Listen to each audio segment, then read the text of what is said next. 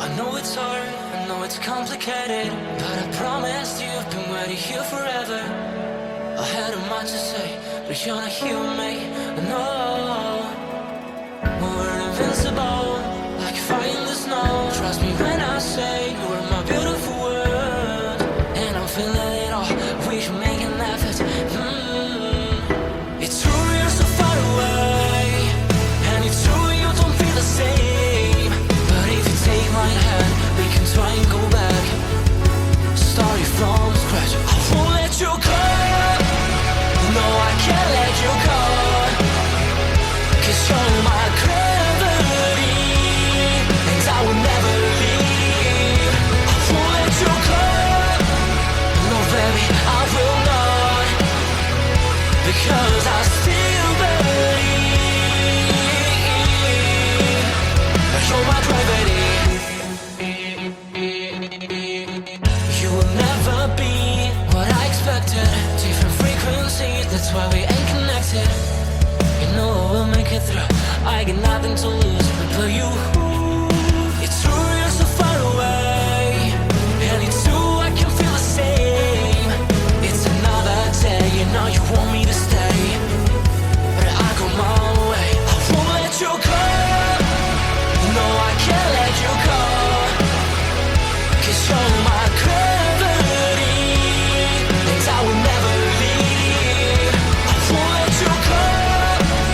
No, baby, I will not, because I still believe you're my gravity.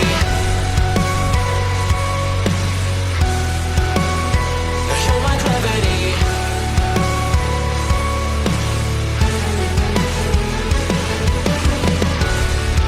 You're calling out my name, but the echo numbs your pain. Sorry, but more than just a shadow, I'm more than just a man.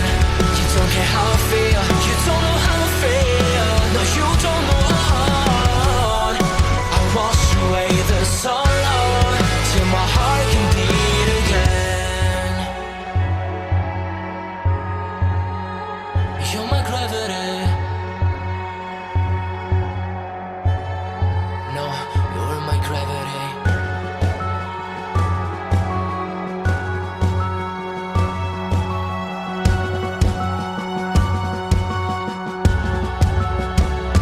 I will let you go.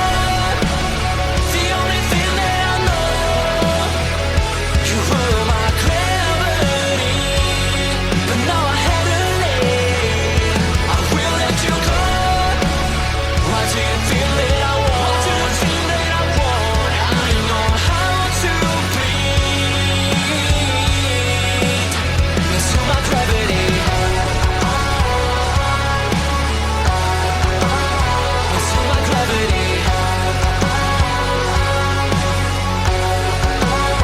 Into my gravity.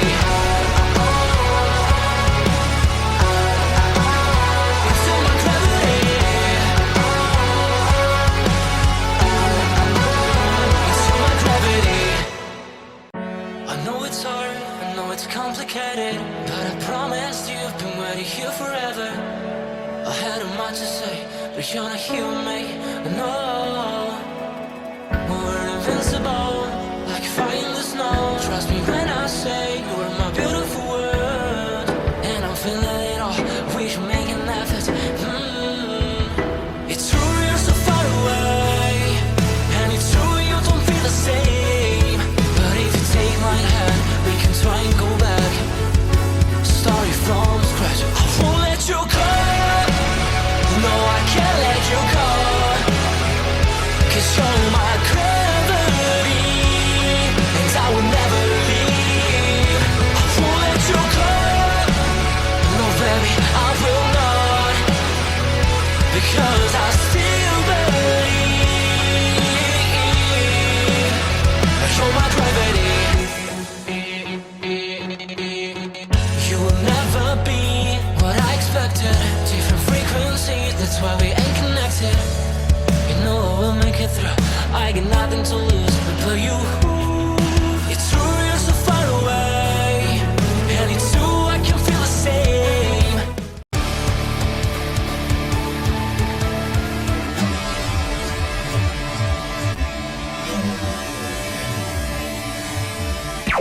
Warning: the Duracell Cup Series data file you have attempted to access is out of date. Uploading current file now. It's a brand new car from stem to stern, and it's never been raced at these speeds. The next gen car is opportunity. Everything is different with the exception of like the seat, the steering wheel, and your helmet. Unknown creates excitement. Talking about my generation.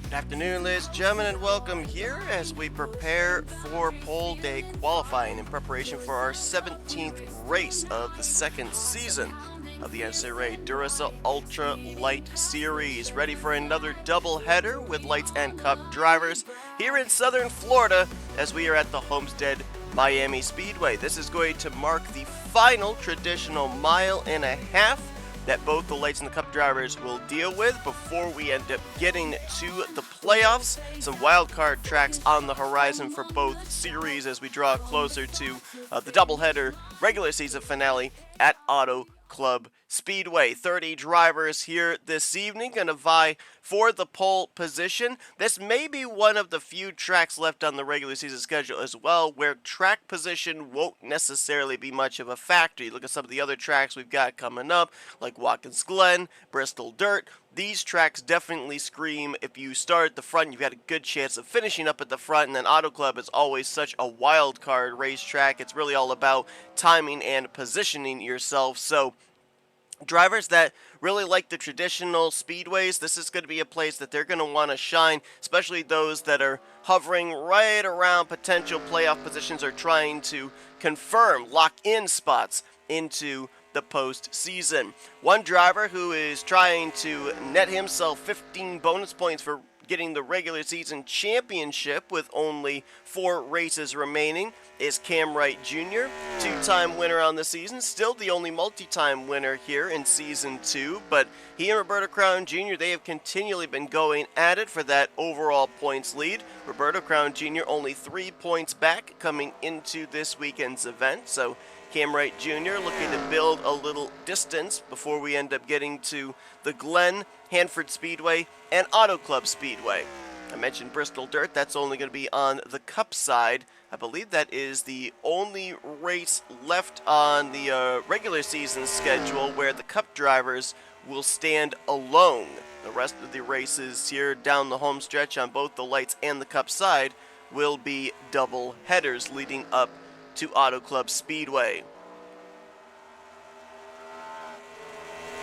10 minutes here in this qualifying session, and already nearly 2 of it has been used up.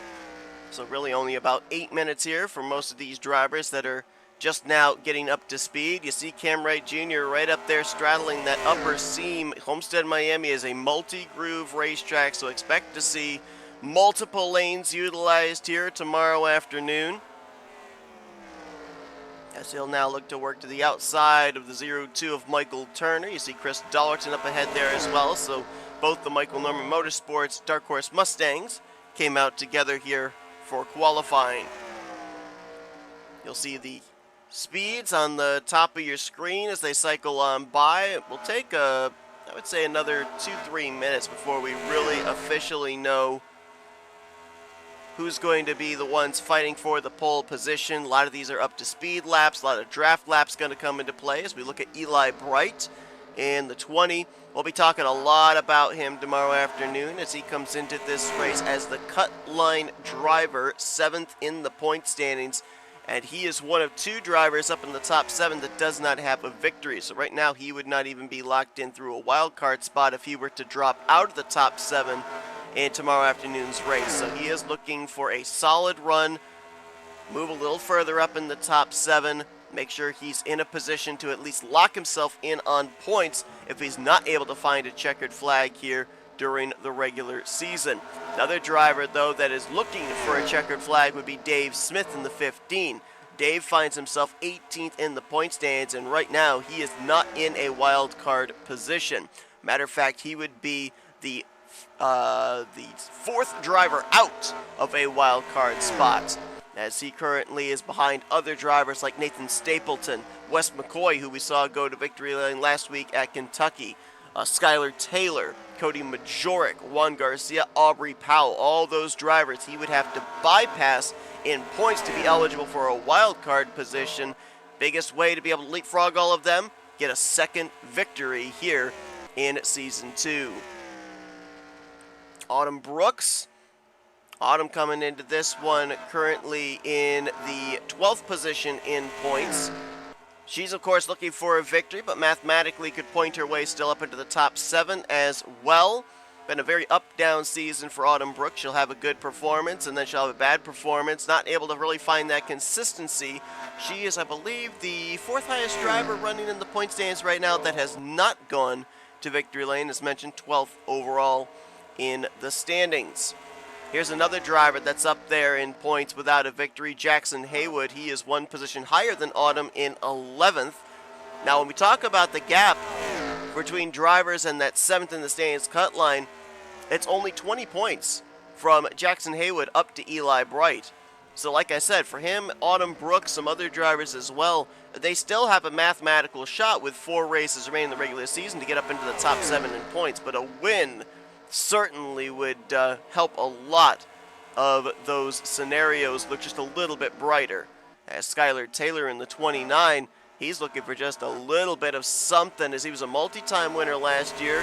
He got the victory to start off the season at Daytona, but he finds himself with only 4 races remaining down in the 13th position in points. Now, while he has gone to victory lane, he's not in a playoff position via a wild card spot. He would be the first driver out of the wild card picture, and he is currently 3 points positions behind the driver who would have the final wild card spot, that being Cody Majoric. Big group of cars right here, and this could be potentially where you would see your pole sitter maybe emerge with the aid of a draft lap. We just talked about Cody Majoric. He's in the final wild card position, 10th in overall points after his victory back at Iowa Speedway.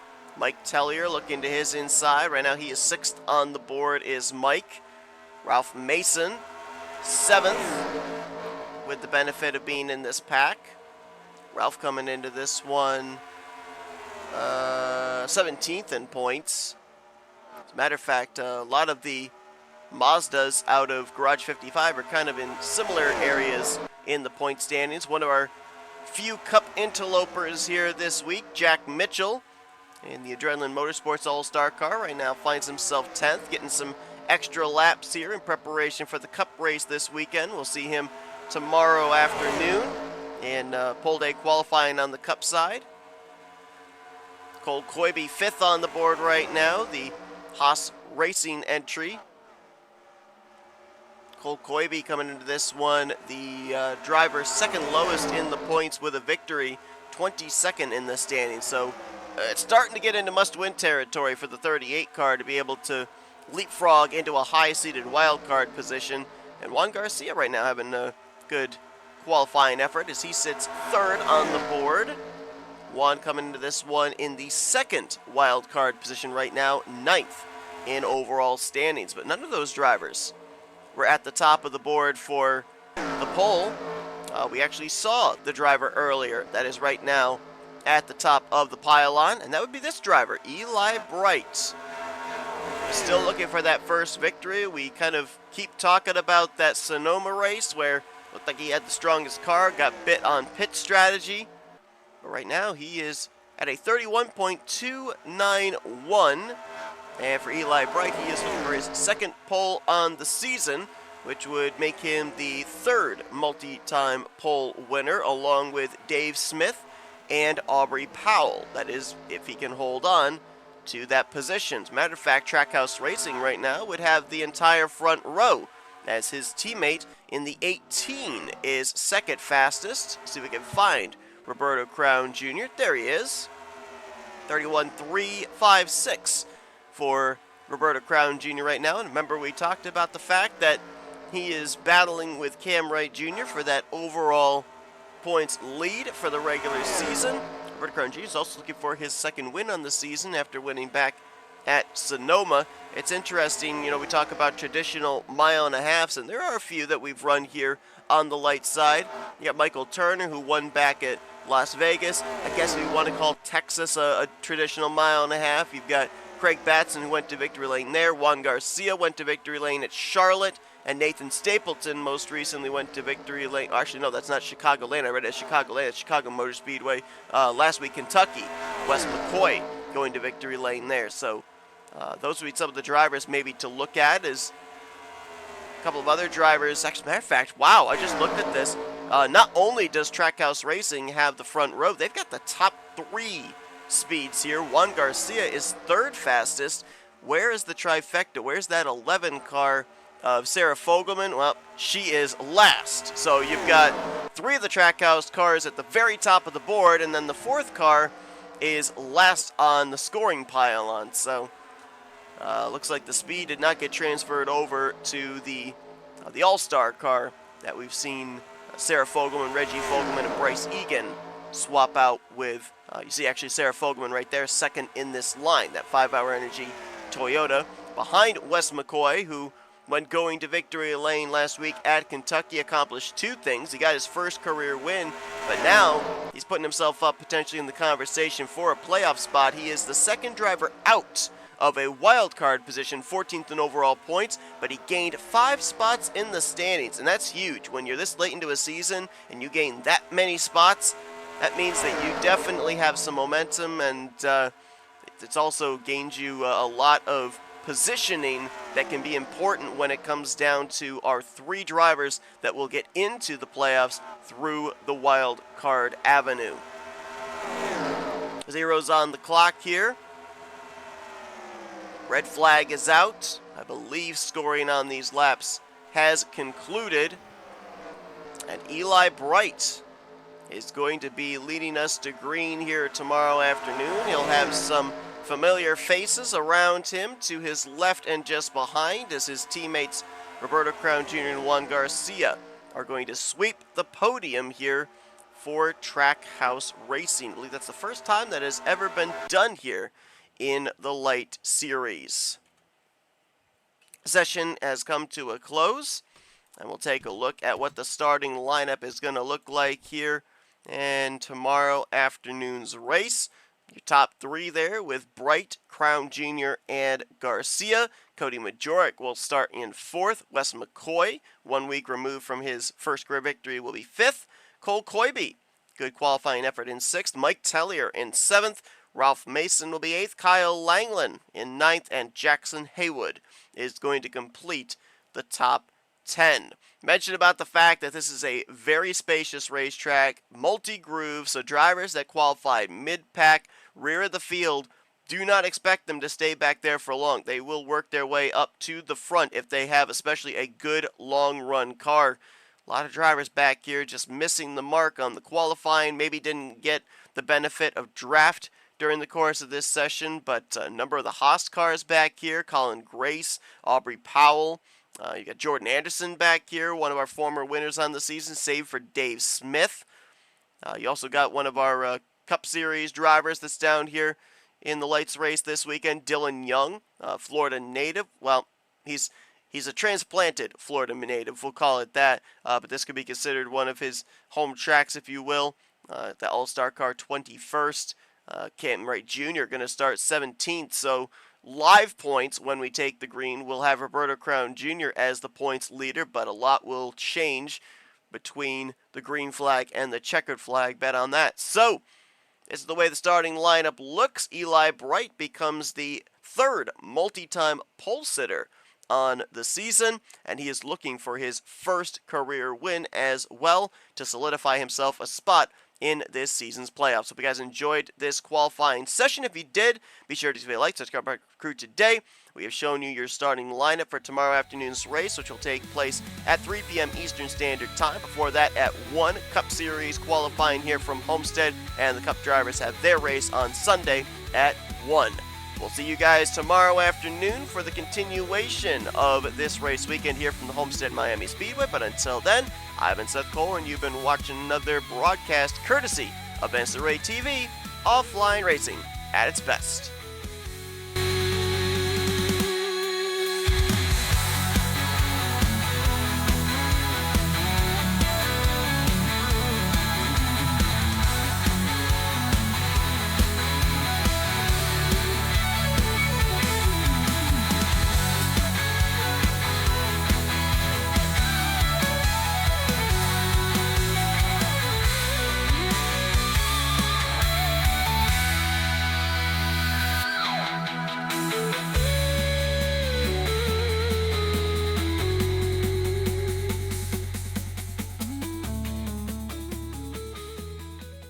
The following has been a presentation of NNSCRA TV for the private use of our audience. Any other use of this telecast or any pictures, descriptions, or accounts of the game without the consent of the NNSCRA is prohibited.